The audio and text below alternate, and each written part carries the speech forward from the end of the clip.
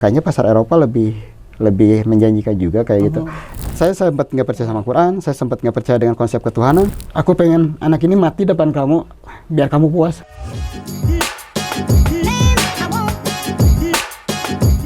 Aku pengen anak ini mati depan kamu, biar kamu puas. Katanya. Itu saya kebetulan atlet taekwondo. Saya kebetulan atlet taekwondo, juara 2 juga Jawa Barat sama saya SMP. Saya turunin anak saya ke kasur, saya pukulin tuh. Siapa yang pukul? Saya pukulin istri saya. Pukul sih. Minta kunci ya. Saya pengen kunci gitu. Istri saya lawan. Saya baku hantam gitu istri saya mah. Sini kunci. Saya takut anak saya mati gitu. Enggak. Daripada kamu terus-terusan kasih api gitu. Anak saya udah kamu kasih api perutnya gitu. Dan dia sekarang sakit gitu. Saya nggak peduli waktu itu. Sini kunci, saya pengen bawa anak saya ke rumah sakit tuh. Itu saya tetap nggak mau. Ya, istri saya tetap nggak mau. Aku pengen kamu aku dulu apa yang udah kamu masukin ke perut anak saya. Katanya kayak gitu. Udah capek berantem. Istri saya diam di pojokan. Waktu itu diam di pojokan. Karena saya hopeless. Waktu itu karena saya hopeless, saya ais anak saya. Waktu itu tuh di hati saya cuma ada satu. Ini saya banyak uang, gitu kan. Apa yang bisa saya lakuin gitu saya bisa nggak sih beli anak ini gitu saya kayak gitu, bisa nggak sih beli sehatnya aja gitu saya pengen beli sehat ini gitu saya kan ini uang saya udah banyak gitu kan istilahnya, bukankah kamu dulu pengen banyak uang gitu kan istilahnya kayak gitu kan. Aduh punten ya Kang, ini luar biasa sekali perjalanan hidup Kang Ian ini. Lalu ada pertanyaan di hati saya tuh, bukankah saya dulu pengen banyak uang? Terus kemana uang ini gitu? Anak saya sakit, ternyata saya nggak bisa beli uang, nggak bisa beli sehat. Saya pengen bawa anak saya ke rumah sakit, ternyata saya nggak bisa beli kunci gitu kan, nggak bisa beli kunci. Anak saya nangis, kejar gitu, diginiin sama saya tuh. Saya bilang ke anak ini tuh, namanya Bu Maisha Akila Biru Suryana. Saya bilang, Dedek, kalau memang ini dosa Abah janji besok Abah tinggalin semuanya. Demi Allah besok Abah tinggalin semuanya. Tapi kamu jangan gini gitu. Ya Allah, kasih saya kesempatan sekali lagi. Sekiranya uang ini nggak bener, ambil lagi semuanya. Saya pengen kasih kesempatan buat ngedidik anak ini. Saya tidurin. Waktu itu hening. 15 menit kemudian anak saya tidur. Saya termo dan suhunya normal 36. Masya Allah. Suhunya nggak sempat saya bawa ke rumah sakit. Kalau bicara titik balik, itu sih titik balik saya. Uang yang banyak, privilege yang saya dapat, ternyata nggak bisa buat saya. Bukan itu. Hidup itu bukan tentang uang. Gitu. Hidup itu bukan tentang omset kayak gitu. Hidup itu bukan tentang usaha yang jalan. Tapi keberkahan apa yang bisa saya dapetin? Keberkahan apa? Itu kata kuncinya. Bener. Karena setelah itu kan pasti bingung kan. Maksudnya saya sampai setelah itu, saya beneran besoknya saya tinggalin semuanya. Semuanya bisnis yang besi itu semuanya? Ya, semuanya saya tinggalin sampai orang tua saya, mertua saya. Sampai saya bilang ke orang tua saya, karena kan orang tua mertua mereka tahunya kan penghasilan kan, kamu bisa usaha jalan dengan secepat itu, siapa yang nggak bangga sih kan kayak gitu. Lagian saya juga nggak bisa jujur kan pada saat itu ke orang tua, nggak bisa bilang Pak saya nyuri kan, nggak mungkin gitu kan. Ke mertua juga saya nggak bisa bilang Pak ini sukses tuh gara-gara nyuri kan, nggak mungkin kan kayak gitu kan. Ya saya kasih image yang baik kan terus gitu kan misalnya mah. Suatu hari saya langsung bilang kan, besoknya 2 hari setelah itu saya langsung bilang ke orang tua saya, karena kan gudangnya tuh bareng sama bapak. Gudang rosoknya bareng sama bapak, gudang besinya sama bapak. Saya langsung bilang, Pak, mulai hari ini saya kayaknya nggak akan jualan besi kayak gitu. Terus orang saya bilang, kok kamu bego gitu istilahnya, kok kamu gitu kan istilahnya, kamu dikasih jalan di mana orang-orang pengen kayak kamu, kok kamu tinggalin.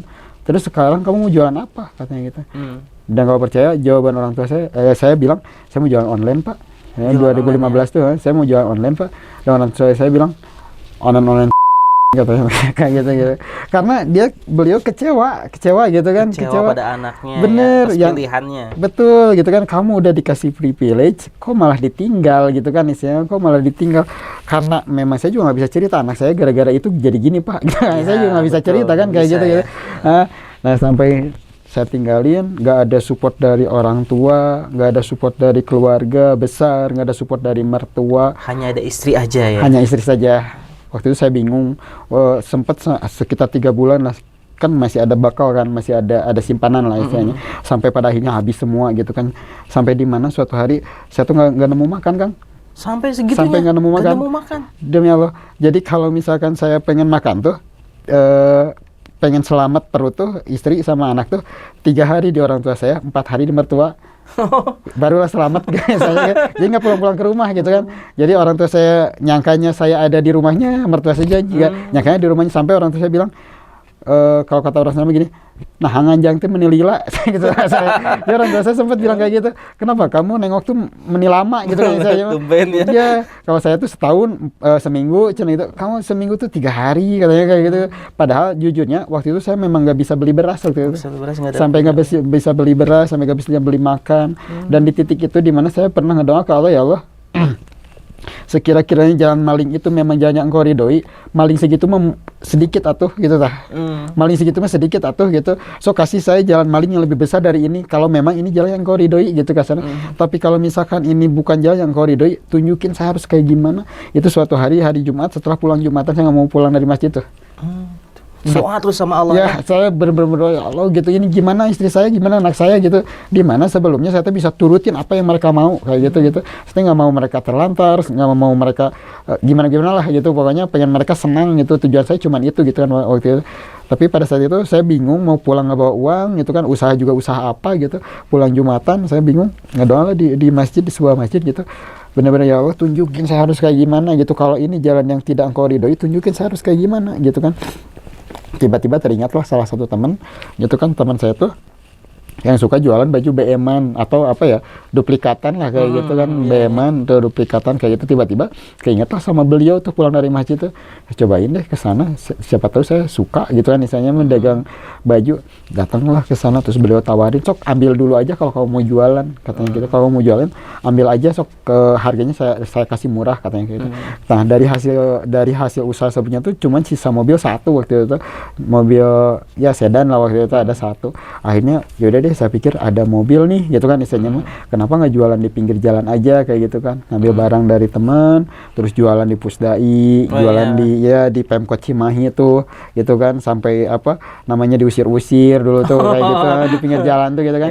Nah terus setiap hari tuh punya profit tuh sekitar 30.000, 50.000 kalau pulang tuh. Itu ya juga. Beneran ngalamin gitu, pulang ke rumah jam 1, jam 2 malam jadi Pusdai gitu kan, datang ke rumah, Neng hari ini cuma dapat uang 30.000 gitu kan ke istri tuh. Terus istri saya bilang, aduh alhamdulillah Bas, sekarang kita dapat uang, kamu besok mau makan apa katanya kayak gitu. Kamu besok mau makan apa katanya. Aku pasakin dulu, seneng pinang presto dulu tuh. Aku besok pasakin pinang presto ya, sana gitu sama buah-buahan, nanti aku besok mau bikin sayur ini. Saya jadi teringat sebelumnya gitu. Saya kasih uang banyak waktu itu, kamu tuh cuma nanya ini halal nggak, tapi sekarang saya kasih 30.000, bisa-bisanya kamu mau beli sayur, bisa-bisanya kamu mau beli buah-buahan gitu. Gitu. Emang itu cukup gitu kan kasarnya mah. Nah dari situ saya selalu bilang ke istri saya di momen-momen itu, hal-hal kayak gini suatu hari bakal kita ketawain Bu gitu.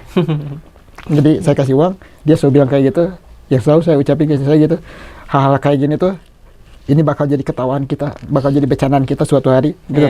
Saya jawab kayak gitu, kamu yang kuat ya, tapi dengan polosnya enggak, aku mau biasa aja gitu. Besok kamu istirahat, terus nanti subuh kalau bisa jualan di sini aja, siapa tahu ada beri gift kan kayak gitu kan, siapa tahu nanti laku dan lain sebagainya kayak gitu. Nah momen-momen itu lama banget, momen itu hampir 2 tahun lah, hampir 2 tahun, momen-momen kayak gitu tuh, hampir 2 tahun. Terus sabar, disikapi dengan sabar terus ya. Bener, nah karena memang pada akhirnya buntu juga kan, pada akhirnya ini harus kayak gimana dan lain sebagainya. Istri kan karena insight-nya udah duluan ke Quran nih, udah duluan ke Allah nih kayak gitu kan. Akhirnya yang dari dulu saya pikir itu adalah pergerakan politik, gitu kan. Dari dulu saya pikir ini Islam itu adalah pergerakan politik yang ditenggarai dengan nama Muhammad, gitu kan. Saya pikirnya cuma itu, gitu kan. Tapi yang saya pelajarin pun buntu, gitu kan. Yang saya pelajarin pun buntu, dan saya pikir kenapa nggak coba ya baca, gitu kan. Saya kenapa nggak coba ya baca ya, kata Baca orang Quran. ya, gitu kan. Kenapa nggak saya coba aja gitu ya baca, gitu kan. Misalnya mah karena dulu di pesantren juga nggak sampai tamat, gitu kan. Misalnya kayak gitu, saya coba aja deh pelajari, gitu kan. Misalnya saya coba aja pelajari, gitu kan. Karena memang deadlock, semuanya udah nggak ada yang ngasih jalan, gitu kan. Karena memang kita uji coba aja deh, gitu kan. Misalnya memang kayak gitu, kata istri kan gitu. Nah, ketemulah kalau nggak salah di salah satu ayat Ali Imran, gitu, saya lupa lagi, atau Al-Baqarah, yang ketika kamu tidak percaya Quran, maka silahkan kamu dan teman-temanmu carilah, buatlah yang sejenis, katanya kayak gitu, kayak gitu. Nah, dari situ saya komparasi saya baca lagi, gitu kan, baca lagi dan sebagainya.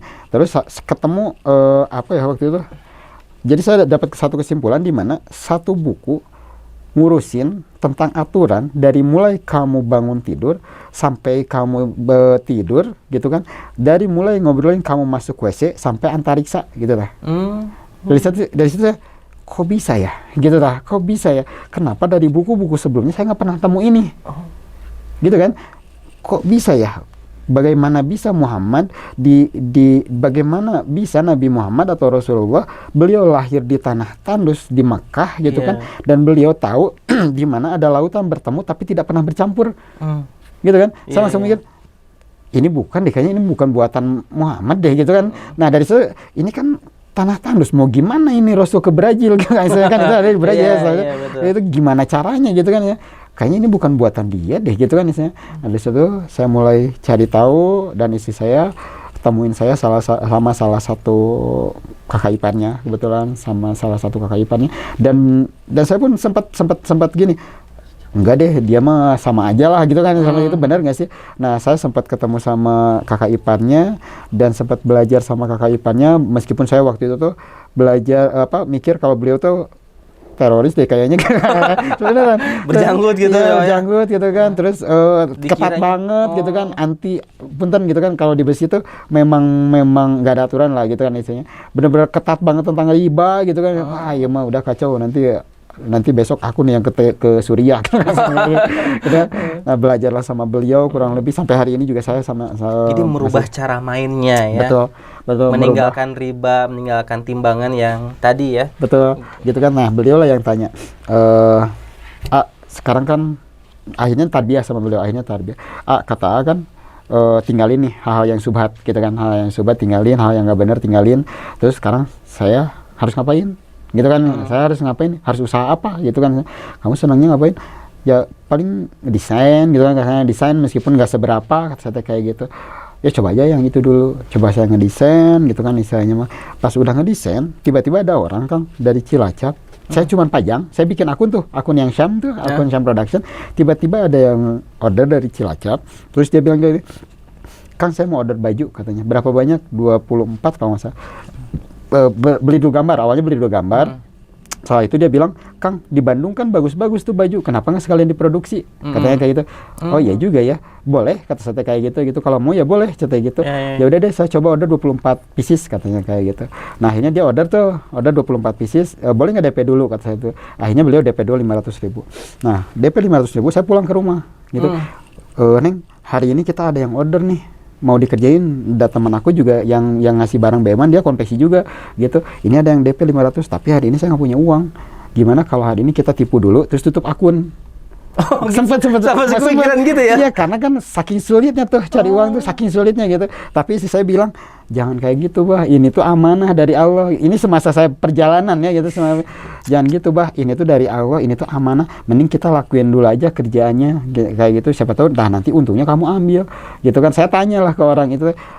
Saya pikir kan waktu itu online tuh masih awam waktu itu 2015 tuh, ya. Transfer personal tuh masih awam, gitu kan. Nah, terus saya tanya, kenapa kamu bisa transfer ke saya? Kata saya, sedangkan kita nggak pernah kenal. Kalau kamu, dia jawabnya kayak gini, namanya Dani. Dia jawabnya gini, kalau kamu nipu juga urusannya sama Tuhan kamu.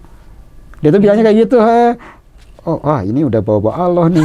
Saya ada tuh rasa takut. Wah, ini udah bawa-bawa Allah nih, dosa, gitu kan, misalnya gitu. Akhirnya saya pikir, udahlah kerjain lah. Istri saya juga udah marah, gitu kan.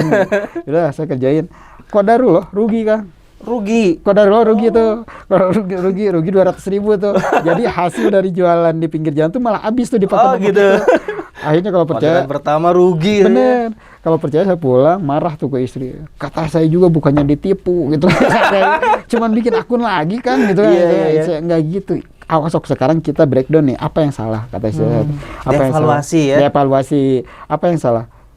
Bisa ceritain, nah ini nih harga sablon nih gitu kan misalnya, nah ini harga jahit nih, harga bahan nih, kamu salah kalkulasi, gimana kalau kita besok kita naikin harganya gitu kan, yaudah deh gitu kan, nanti kita naikin harganya.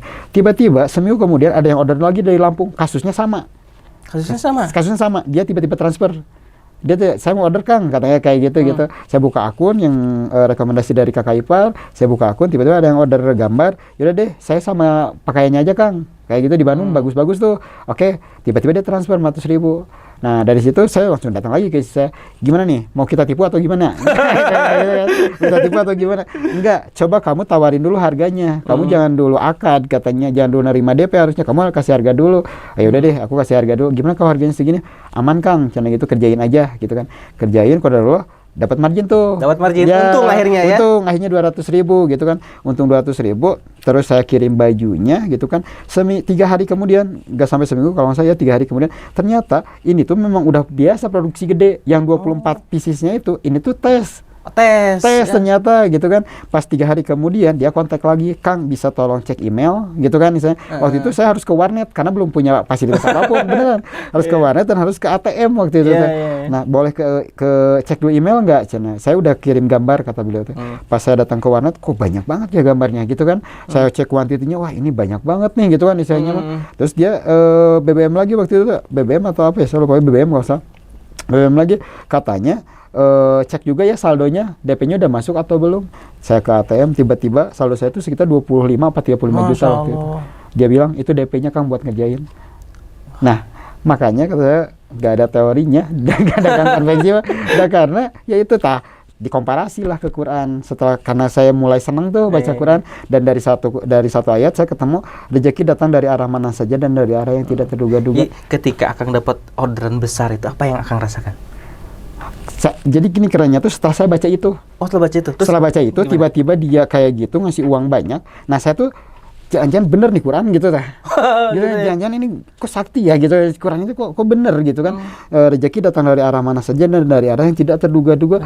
Nah dari situ saya benar-benar, dari awal memang saya pindah ke konveksi itu bukan tidak berorientasi pada uang, gitu kan, tidak berorientasi pada uang karena saya takut kena anak saya.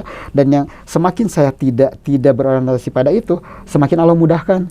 Semakin tidak berorientasi pada uang, semakin Allah mudahkan jalannya. Betul, semakin Allah mudahkan. Bahkan kata saya juga, kalau percaya di 2019 kalau nggak salah ada momen di mana omset saya per minggu itu bisa sampai 150 juta dari konveksi, dengan margin 50-70%. Dengan margin 50-70%, demi Allah. Besar banget itu. Besar banget itu mah. Itu legend sih, itu legend banget gitu. Teman-teman saya juga sempat bilang gitu, maksudnya ini nggak mungkin brand kayak gini, tapi brand ini lebih besar, malah lebih besar dengan mempermudah orang tuh kayak gitu. Nah, sampai tiap saya dapat uang, saya sama istri selalu kayak gini, ini tolong kasihin ke siapa aja yang butuh. Saking takutnya, karena polanya hampir sama 2010 sampai 2014, dimudahkan sama Allah itu kayak gitu. Kayak gitu. Jadi tiba-tiba saya kasih ke sini, datang dari sini. Saya kasih ke sini, datang dari sini. Saya kasih ke sini, datang dari sini. Terus aja kayak gitu. Saya takut ini tuh sama kayak di besi gitu takut saya menyimpan, mengendapkan, terus tiba-tiba kena lagi ke anak gitu Waktu itu saya trauma itu gitu.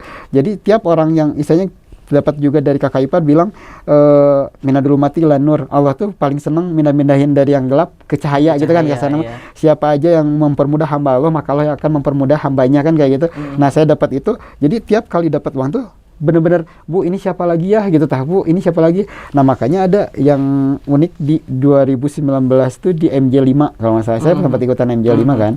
MJ5 itu masih pas belajar. Setelah MJ5 saya dapat omset itu tuh. Jadi MJ5 ditanya moodboard kan, moodboard, karena saya nggak terlalu minat masuk MJ waktu 2000 MJ5 itu saya nggak terlalu minat gitu kan, karena memang itu hanya hanya disuruh sama mentor saya, hanya saya masuk kayak gitu. Ada tugasnya bikin dreamboard ceritanya, bikin dreamboard gitu kan. Nah istri saya kan yang support saya buat masuk MJ gitu kan. Saya lagi desain suatu malam gitu kan di kantor lagi desain, tiba-tiba istri saya, "Ini kamu ada email apa?" Kata saya gitu. "Ini email harus ngerjain PR," katanya. "Apa PR-nya?" "Dreamboard." "Ya udah sok kerjain." Dikerjain lah sama istri sama saya. "Kamu apa aja targetnya?" Bulan November pengen bulan November pengen beli mobil. Saya itu ke istri teh. Udah ditulis lah gitu. Terus pengen apa lagi? Bulan Januari pengen beli rumah, saya gitu. Ditulis lagi sama istri sama ada perinannya juga. Bulan Maret saya pengen bayar utang, kata saya gitu. Ditulis lagi sama istri kayak gitu. Sampai yang 4 pengen daftar haji kalau nggak salah. Yang 3 daftar haji, yang keempat bayar hutang, yang kelima berhenti merokok waktu itu. Kayak gitu. Jadi tapi kurang dari 1 tahun tuh. Kurang dari setahun. Ya si Dreamboardnya tuh karena saya juga ngejawabnya selemparnya. Oh. Jadi karena nggak terlalu minat, jadi asal jawab aja kayak gitu kan. Saya jawab aja, udah selesai. Pagi-pagi saya datanglah ke Syamil tuh, pelatihan di Syamil. Tiba-tiba ditanya silahkan satu-satu bacakan kan itu, bacaan Dreamboardnya gitu kan, bacain Dreamboardnya. Yang satu 3 tahun, yang satu 5 tahun Dreamboardnya, sampai ada yang 10 tahun tuh Dreamboardnya. Saya lihat kan, pas lihatnya saya, kok cuma 8 bulan ya? Maksudnya emang saya superhero gitu kan, saya kayak gitu. Pas ditanya silakan kayaknya, saya kan karena malu kan waktu itu, saya nggak ngerjain, kata saya, kenapa nggak ngerjain dan sebagainya, saya lupa dan sebagainya. Oh yaudah nggak apa-apa, digulung lagi gitu kan. Kenapa saya bohong, karena saya malu gitu kan. Masa kamu 8 bulan mimpinya besar banget gitu kan, saya datang ke rumah, saya lempar si Dreamboard itu ke belakang lemari waktu itu. Gitu. Karena saya pikir nggak penting lah gitu, misalnya gitu. Saya lempar gitu kan. Di MJ saya dikeluarin MJ 5 tuh November September Oktober, berarti saya dikeluarin MJ 5 tuh Oktober. Di bulan Desember saya bisa beli mobil. Bulan Februari saya DP-in rumah, tanah malah saya tanah sekitar 1000 meter waktu itu kalau nggak salah. Di bulan Maretnya saya daftar haji kalau nggak salah. Bulan Julinya saya beresin utang. Yang kelimanya saya nggak, sampai hari ini saya belum berhenti merokok kayak gitu. Kurang lebih sekitar 8 bulan saya wujudin Dreamboard itu. Sampai saya cari. Pada dilempar ya? Dilempar demi Allah. Sampai saya cari lagi gitu. Atau di mana? Luar biasa ya, pertolongan Allah deh. Pertolongan Allah. Nah dari situ makanya sampai hari ini cuman itu kuncinya. Saya nggak pernah raguin lagi, ketemu apapun di Quran maka besoknya saya bakal pakai. Gitu. Ya? Karena buat saya tuh benar-benar. Jadi ada pertanyaan dari guru saya kayak gini. Kamu punya tujuan gak hidup? Katanya kayak gitu. Saya bilang, ya punya lah. Apa tujuan hidup kamu? Tujuan saya pengen ngebagian orang tua, pengen ngebagian istri, pengen kaya dan bermanfaat. Kayak gitu. Terus guru saya tanya, kalau ada pengrajin kursi, membuat kursi, siapa yang kira-kira punya tujuan? Kayak gitu kan? Terus saya jawab, ya yang bikin lah pengrajinnya kan, kayak gitu. Terus guru saya bilang, gimana kalau ternyata yang punya tujuannya adalah kursi? Apa yang bakal terjadi? Gitu kan? Gitu. Terus beliau bilang, gimana kalau kata kursi, saya dibuat itu tujuannya untuk berkendara. Menurut kamu, apa yang bakal terjadi? Ke saya tuh nanya kayak gitu. Saya jawab, ya pasti rusak lah. Kan kursi itu buat dipakai didudukin. Statis ya? Ya, statis kan. Terus kamu pikir kalau kursi ini dipakai untuk mengembala sawah, bagaimana yang terjadi? Ya rusak juga, kata saya kayak gitu. Nah sekarang tinggal saya balikin ke kamu. Kamu tuh pencipta atau ciptaan? Gitu kan? Nah, guru saya nanya itu, kamu tuh pencipta atau ciptaan? Saya merenung, ya saya ciptaan, gitu kan? Terus, selama ini siapa yang harusnya punya tujuan? Dari situ saya cari. Kata, oh ternyata iya, saya nggak perlu tujuan kayaknya. Kayak gitu kan? Ternyata selama ini, bisa aja di hidup saya rusak, karena saya tidak sesuai dengan tujuan penciptaan. Kayak gitu. Jangan-jangan selama ini saya rusak terus tuh, karena hidup saya tuh nggak sesuai sama tujuan penciptaan. Kayak gitu. Saya tanya, tujuan penciptaan manusia itu buat apa? Gitu kan? Ya. Kalau yang beliau menjawab begitu, kalau yang saya temuin di Quran sih, tujuan Allah menciptakan jin manusianya untuk beribadah. Beribadah ya? Beribadah kan gitu, beribadah. Dan sekerennya kamu beli Lamborghini, semurahnya kamu beli Lego, di dalamnya pasti ada manual book. Ya, betul. Kamu tuh jalan kaki nggak pakai penbel, katanya kayak gitu. Kamu tuh menguap nggak pakai lahar, katanya kayak gitu. Masa iya kamu nggak ada manual book? Gitu kan? Jangan-jangan kamu nggak pernah lihat manual booknya di mana? Gitu kan? Iya. Nah dari situlah, terus di mana manual booknya? Kamu tuh terlalu nganggap Quran ini terlalu suci, terus kamu simpan di atas lemari dan kamu nggak pernah buka lagi. Itu manual book kamu, coba cari di sana. Nah dari situlah saya mulai buka. Dari situ saya mulai mulai bener-bener cari manual booknya, cari tujuan penciptaannya, gitu kan. Allah buat apa sih ciptain saya, gitu kan. Misalnya Allah buat apa sih ciptain istri saya, Allah buat apa sih ciptain keluarga saya, Allah buat apa sih ciptain pekerjaan ini dan lain sebagainya. Nah dari situlah semuanya ketemu. Jadi mulai rajin ibadah ya, Betul. sholat lagi dijaga gitu ya. Alhamdulillah insyaallah kayak gitu gitu. Kang, sekarang kan bisnisnya jualannya ke Eropa, ke Amerika. Ya. Ini kok bisa gitu? Gimana tuh awalnya? Awalnya karena kan yang tadi ya, yang jauh-jauh gitu kan, misalnya pengen berkah dan sebagainya, pengen berkembang bersama dan lain sebagainya, tapi tiba-tiba pasar berubah ke arah ya dalam tanda kutip marketplace, yang ternyata marketplace itu di manufaktur kurang menguntungkan lah. Selain harga yang murah, ada termin yang panjang dan ada tekanan yang keras gitu kan, misalnya kayak gitu. Akhirnya waktu itu tuh sempat nanya ke mentor gitu kan, kata mentor, terus akhirnya saya bikin brand tuh. Bikin brand, salah satunya ini nih Badas Series. Ya? Nah, salah satunya Badas Series. Ketemulah salah satu agensi, di mana si agensi ini tuh merekomendasikan saya untuk pakai pack order kan gitu, fake order. Akhirnya saya tahu tuh, mungkin nggak semua. Akhirnya saya tahu beberapa brand yang pakai cara-cara yang kurang baik lah kayak gitu. Menurut saya pribadi ya? Betul. Karena kan dari awal saya tidak terlalu berorientasi pada uang gitu. Saya karena istighbar itu sesuatu yang harus saya lakuin, makanya saya usahain itu buat istighbar saya sebelumnya kayak gitu. Pokoknya ini harus dipastikan berkah, harus dipastikan halal kan kayak gitu. Nah, ketika saya mulai bikin brand di marketplace, waktu itu kan ada fake order, ada Shopee, ada pay letter dan lain sebagainya kan kayak gitu.